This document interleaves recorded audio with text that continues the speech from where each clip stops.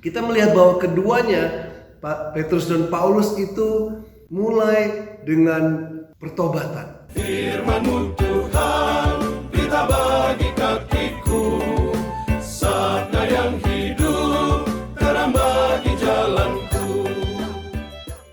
Shalom, salam damai sejahtera Bapak Ibu, saudara-saudara yang terkasih dalam Kristus. Hari ini di Gereja Katolik kita merayakan pesta Hari Rasul Petrus dan Paulus. Kita bertanya mengapa kita merayakan kedua tokoh gereja ini, rasul ini yang sungguh luar biasa pada hari yang bersamaan. Sebuah hari yang besar, hari solemnitas, hari tertinggi bagi gereja juga. Kita melihat bagaimana Petrus dan Paulus itu bukan selalu damai-damai saja. Mereka punya perbedaan pendapat dan mereka harus selesaikan, dan itu mereka bisa hidupi bersama. Kita dengar bagaimana Paulus mengkritik Petrus yang hanya makan dengan kaum Yahudi saja, tapi Petrus berubah juga. Bagaimana dia mengatakan tidak perlu kita untuk membebani para pengikut Kristus yang bukan orang Yahudi dengan disunat dan lain sebagainya. Akhirnya Petrus setuju. Kita melihat bahwa keduanya, Petrus dan Paulus itu mulai dengan pertobatan. Kita tahu bagaimana Petrus menyangkal sang kepala Kristus, dan Paulus menganiaya tubuh Kristus. Seperti juga mereka mati di tangan Herodes yang akhirnya memenggal kepala Paulus dan juga menyalibkan Petrus.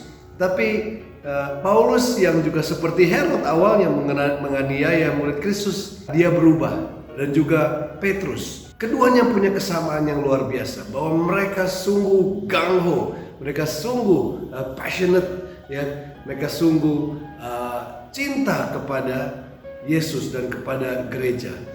Memang kecintaannya itu, semangatnya itu harus dimurnikan.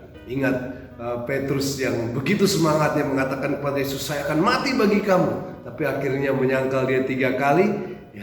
Paulus juga yang dengan semangatnya membela agama Yahudi, menghukum semua dan menganiaya semua pengikut Kristus, akhirnya dibutakan. Mereka memang buta pertama dengan semangatnya yang luar biasa, tapi mereka tidak pernah suam-suam kuku.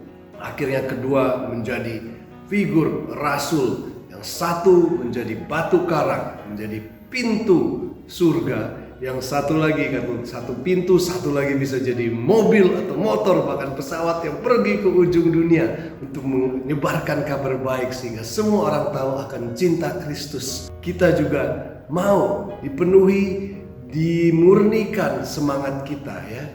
Kita tidak mau suam-suam kuku, kita mau seperti Petrus dan Paulus. Kita mau menjadi batu karang gereja juga, dan juga menjadi misionaris yang luar biasa. Kita berdoa dan juga kita pergi menyebarkan kabar baik.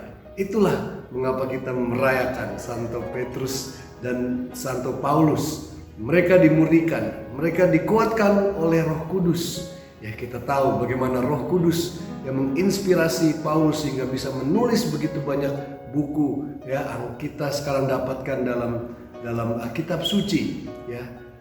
Petrus juga, dia tidak pikir bahwa kabar baik ini bisa diberikan juga kepada kaum non-Yahudi, sehingga dia pergi ke rumah Cornelius dan melihat bagaimana Roh Kudus juga bekerja di rumah Cornelius.